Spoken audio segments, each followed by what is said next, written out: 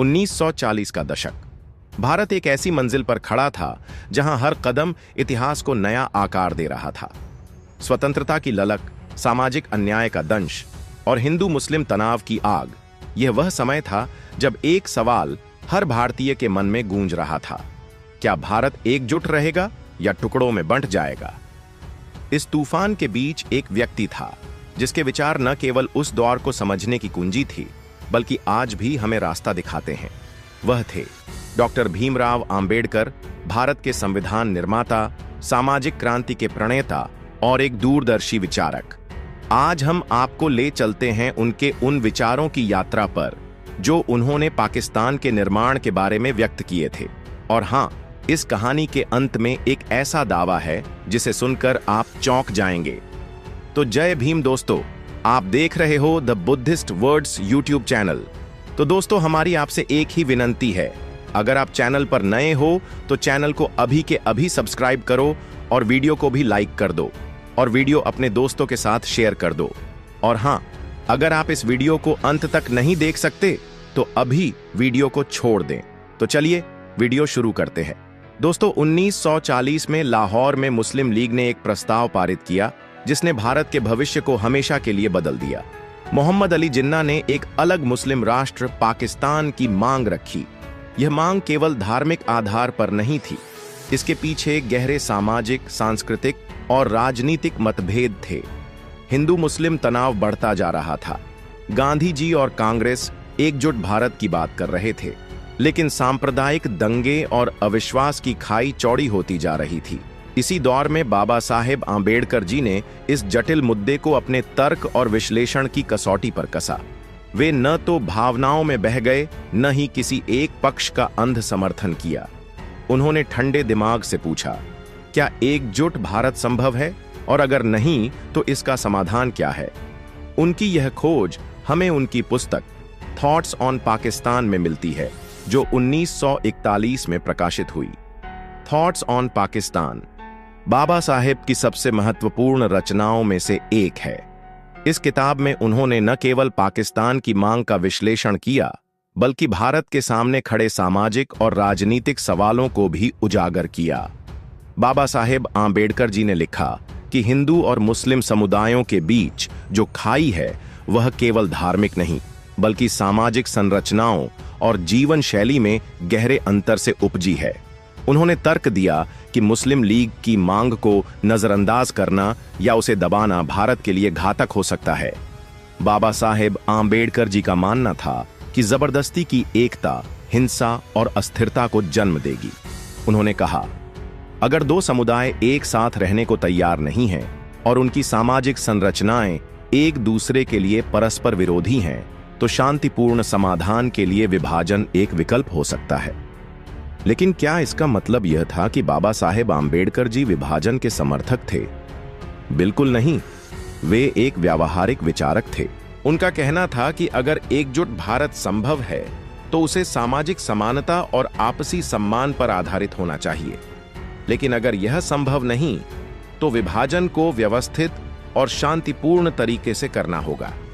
बाबा साहेब आंबेडकर जी की सबसे बड़ी चिंता थी अल्पसंख्यकों का भविष्य।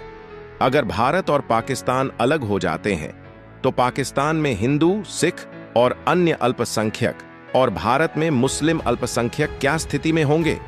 उन्होंने चेतावनी दी कि बिना मजबूत संवैधानिक सुरक्षा के दोनों देशों में अल्पसंख्यकों को भेदभाव और हिंसा का सामना करना पड़ सकता है।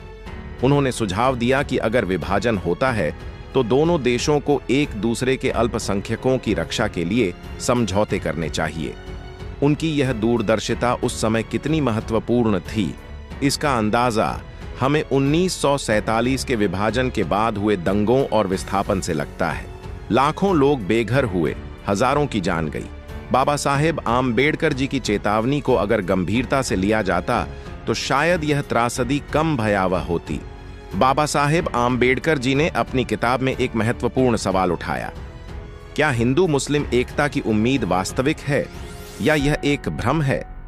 उन्होंने इतिहास का हवाला देते हुए दिखाया कि हिंदू और मुस्लिम समुदायों के बीच सामाजिक और सांस्कृतिक अंतर सदियों से मौजूद थे।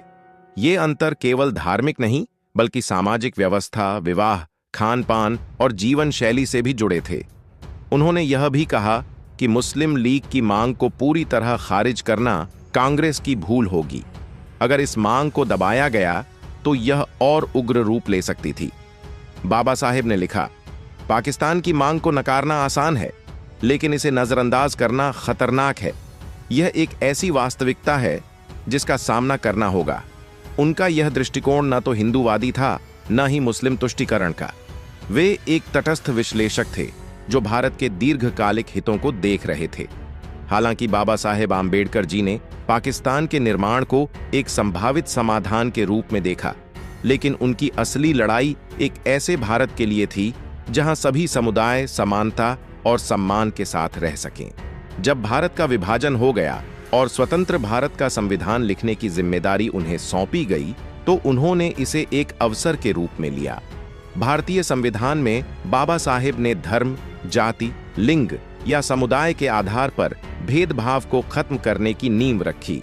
उन्होंने अल्पसंख्यकों के अधिकारों की रक्षा के लिए विशेष प्रावधान किए ताकि भारत में कोई भी समुदाय खुद को असुरक्षित न महसूस करे। यह उनकी उस दूरदर्शिता का परिणाम था जो उन्होंने थॉट्स ऑन पाकिस्तान एक्ट में व्यक्त की थी। अब हम उस बड़े दावे की बात करते हैं जिसने बाबा साहेब के विचारों को और भी महत्वपूर्ण बना दिया। थॉट्स ऑन पाकिस्तान में बाबा साहेब आम्बेडकर जी ने एक ऐसी भविष्यवाणी की जो उस समय अकल्पनीय थी, लेकिन आज हमें उसकी सच्चाई पर विचार करने के लिए मजबूर करती है। पाकिस्तान का निर्माण अगर होता है तो यह केवल एक भौगोलिक विभाजन नहीं होगा, यह एक ऐसी व्यवस्था को जन्म देगा जो धार्मिक कट्टरता और सैन्य शासन की ओर बढ़ सकती है। लेकिन यह भी संभव है कि समय के साथ पाकिस्तान को अपनी पहचान और स्थिरता के लिए भारत के साथ सहयोग करना पड़े। यह दावा कितना आश्चर्यजनक था। बाबा साहेब ने न केवल पाकिस्तान के निर्माण की संभावना को देखा, बल्कि उसके भविष्य के राजनीतिक और सामाजिक ढांचे की भी भविष्यवाणी की। आज जब हम भारत पाकिस्तान संबंधों को देखते हैं, चाहे वह तनाव हो, युद्ध हो या शांति वार्ता की कोशिशें, बाबा साहेब का यह दृष्टिकोण हमें उनकी दूरदर्शिता का एहसास कराता है। उन्होंने यह भी कहा कि दोनों देशों को अपने अपने अल्पसंख्यकों की रक्षा के लिए मिलकर काम करना होगा, वरना यह विभाजन स्थायी शांति के बजाय स्थायी संघर्ष को जन्म देगा। क्या उनकी यह बात आज भी प्रासंगिक नहीं है? बाबा साहेब आम्बेडकर केवल एक विचारक या संविधान निर्माता नहीं थे, वे एक ऐसी आवाज थे जो अन्याय के खिलाफ खड़ी हुई, चाहे वह जातिगत हो, धार्मिक हो या सामाजिक। पाकिस्तान के मुद्दे पर उनके विचार हमें सिखाते हैं कि किसी भी समस्या का समाधान भावनाओं से नहीं, बल्कि तर्क, संवाद और सभी के हितों की रक्षा से संभव है। उनकी पुस्तक थॉट्स ऑन पाकिस्तान आज भी हमें यह सोचने के लिए प्रेरित करती है कि एक मजबूत राष्ट्र कैसे बनाया जा सकता है। उनका मानना था कि सच्ची एकता तब आएगी जब हर नागरिक को समान अधिकार, सम्मान और अवसर मिलेंगे। बाबा साहेब आम्बेडकर ने हमें एक ऐसा भारत दिया जो विविधता में एकता का प्रतीक है। उनके विचार, उनकी भविष्यवाणियां और उनकी दूरदर्शिता आज भी हमें रास्ता दिखाती है। आइए हम उनके दिखाए मार्ग पर चलें और एक ऐसे भारत का निर्माण करें जहां न कोई भेद हो, न कोई भय। तो दोस्तों, आपके इस विषय पर क्या विचार है, हमें कमेंट करके बताइए। और अगर वीडियो पसंद आया हो तो वीडियो को लाइक करके चैनल को सब्सक्राइब जरूर करें और बेल आइकॉन प्रेस करें। मिलते हैं किसी और वीडियो में। जय भीम, जय भारत, धन्यवाद।